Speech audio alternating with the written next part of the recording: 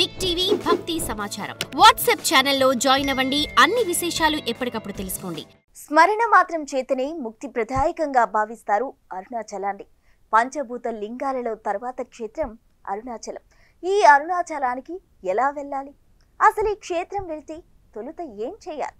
ఈ మధ్యకాలంలో శివ భక్తులను ఇంతటి విశేషంగా అరుణాచలం ఎలా ఆకర్షిస్తోంది? ఇప్పుడు చూద్దాం.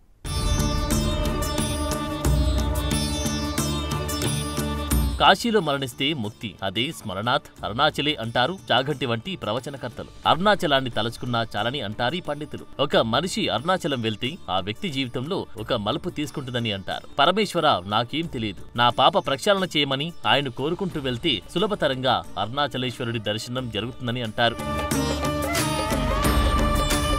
ఎర్రటి కాంతులు కలిగిన పరమశివుడు సర్వమంగళ స్వరూపుడై ఇక్కడ కొలువుతీరాడని, సకల జీవులకు తన కాంతులను ప్రసరింపచేస్తుంటాడని అంటారు. అరుణాచలంలో వివిధ రూపాలతో ఉండే శివుడు ఒకటి ప్రధానాలయంలోని లింగం ప్రధానమైనది కాగా అరుణాచలం కొండ మొత్తం అరుణాచలేశ్వరుడిగా చెబుతారు. ఇది తరతరాలుగా విశ్వసిస్తూ వచ్చిన ఒకానొక నమ్మకం. హిమాలయాల కన్నా పురాతన కొండగా అరుణాచలాన్ని గుర్తించారు భూగర్భ శాస్త్రవేత్తలు. అగ్నితత్వంతో ఒక వెలుగు వెలిగి చల్లారిన పర్వతంగా భావిస్తారు. యుగాలుగా రూపాంతరం చెందుతూ వచ్చిన పర్వత లింగంగా అభివర్ణిస్తారు.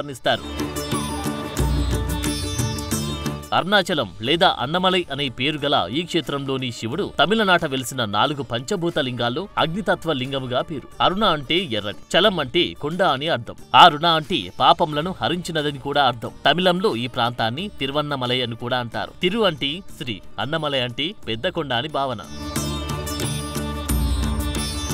అరుణాచలం ప్రస్తావన ఎన్నో హైందవ పురాణాల్లో కనిపిస్తుంది. ఇది శివుడి ఆజ్ఞ చేత విశ్వకర్మ ద్వారా నిర్మించబడిందిగా చెబుతారు. దీని చుట్టూ అరుణాపురం నిర్మించారని అంటారు. ఇక్కడ జరగాల్సిన పూజా విధానమంతా గౌతమ మహర్షి శివుడాజ్ఞ చేత ఏర్పాటు చేసినట్టుగా చెబుతుంది స్కాంద పురాణంలోని అరుణాచల మహత్యం. మన పండితులు చెప్పినట్టు ఇక్కడి లింగమంతా ఒక ఎత్తు అయితే ఈ అరుణాచల పర్వతం మరొక ఎత్తు. ఈ కొండ మొత్తాన్ని ఒక శివరూపంగా భావిస్తుంటారు. హిమాలయాల్లో కైలాస పర్వతం ఎలాగో సరిగ్గా అలాగే దక్షిణాదిన శివరూపంగా భావించే పర్వతం అరుణాచలేశ్వరం. ఇది జ్యోతిర్లింగాల్లో ఒకటి. రేజోలింగం కావడంతో అగ్నిక్షేత్రమని అంటారు. ఈ పర్వతం చుట్టూ ప్రదక్షిణ చేస్తే సాక్షాత్ ఆ పరమేశ్వరుడి చుట్టూ ప్రదక్షిణం చేయడంతో సమానం. రమణ మహర్షి ఈ ఆలయ ప్రస్తావన పదే పదే చేయడం వల్ల కూడా ఈ ఆలయ విశిష్టత మరింతగా ప్రాచుర్యంలోకి వచ్చిందని చెబుతారు. అందుకే ఇక్కడ ప్రతిరోజు వేలాది మంది భక్తులు గిరి ప్రదక్షిణం చేస్తూ కనిపిస్తారు. దానికి తోడు ఈ పర్వతంలోని ఔషధ గుణాలు సైతం ఆరోగ్యపరంగాను దివ్య ఔషధంగా పనిచేస్తుందని విశ్వసిస్తారు. అరుణాచలం వెళ్లిన వారు ప్రధానంగా నిర్వహించాల్సిన క్రతువు గిరి ప్రదక్షిణం. ఈ మధ్య కాలంలో గిరి ప్రదక్షిణ చేయడానికి వీలుగా రోడ్డు పక్కన కాలిబాట నిర్మించారు. ఎక్కువ మంది పగటిపూట కంటే రాత్రిపూటి ఈ గిరి ప్రదక్షిణ చేయడానికి ఇష్టపడతారు. రమణాశ్రయానికి 2 కిలోమీటర్లు వెళ్లాక కుడివైపునకు తిరిగి రోడ్డు మధ్యలో ఒక వినాయకుడి ఆలయం వస్తుంది. అక్కడి నుంచి చూస్తే ఈ కొండ మొత్తం ఒక నందీశ్వర ఆకారంలో దర్శనమిస్తుంది. గిరి ప్రదక్షిణ మొత్తం 14 కిలోమీటర్లుండగా మార్గ మధ్యలో వచ్చి అష్టలింగాలను దర్శించుకుంటూ వెళ్లాలి. అప్పుడే అరుణాచల గిరి ప్రదక్షిణ చక్కటి ఫలితాన్ని ఇస్తుందని విశ్వసిస్తారు. ఇక్కడే మోక్ష ద్వారాన్ని సైతం సందర్శించి ఆయా భక్తులు తమకిక జన్మలున్నాయా లేవా అన్నది కూడా ఒక పరీక్ష జరుపుతుంటారు.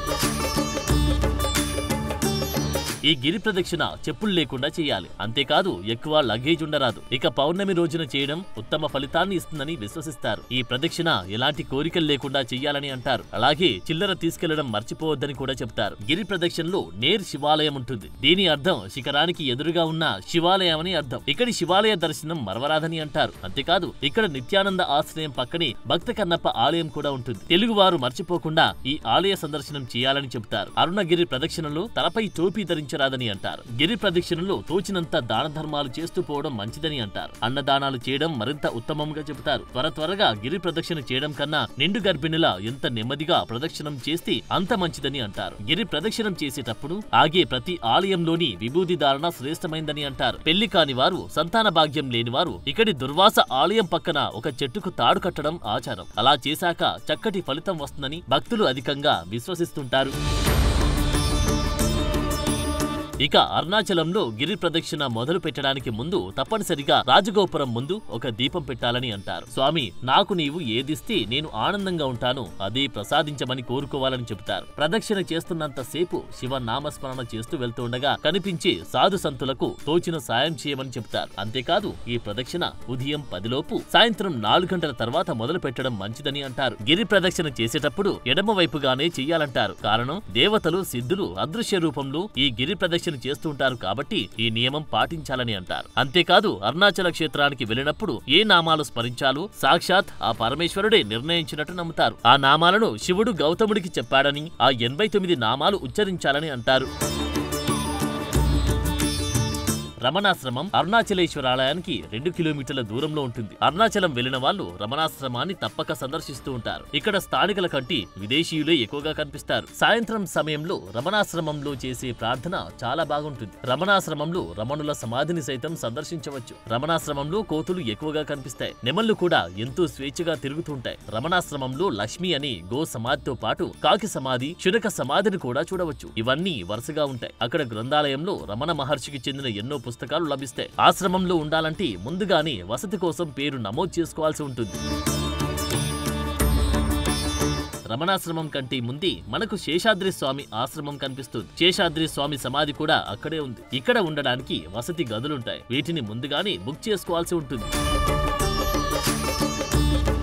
చెన్నై నుంచి 185 కిలోమీటర్ల దూరంలో ఉంటుంది అరుణాచలం. చెన్నై నుంచి బస్సు, రైలు సౌకర్యం ఉంది. చెన్నై నుంచి అరుణాచలం చేరడానికి 4 నుంచి 5 గంటల సమయం పడుతుంది. ఇక హైదరాబాద్ నుంచి అరుణాచలం చేరుకోవడానికి ట్రైను లేదా బస్సులో వెళ్ళొచ్చు. ట్రైన్ లో అయితే సికింద్రాబాద్ నుంచి తిరువన్నమలై స్టేషన్ కి నేరుగానే ట్రైన్లుంటాయి. అక్కడి నుంచి 2-3 కిలోమీటర్ల దూరంలో ఆలయం ఉంటుంది. బస్సులో అయితే విజయవాడ మీదుగా అరుణాచలం బస్సులు నడుస్తూ ఉంటాయి. ఆలయంలో దర్శనానికి సాధారణ రోజుల్లో 30 నిమిషాల నుంచి గంట సమయం పడుతుంది. వారాంతాల్లో ఇతర పండుగ రోజులలో 2 నుంచి 3 గంటల టైం పట్టవచ్చు.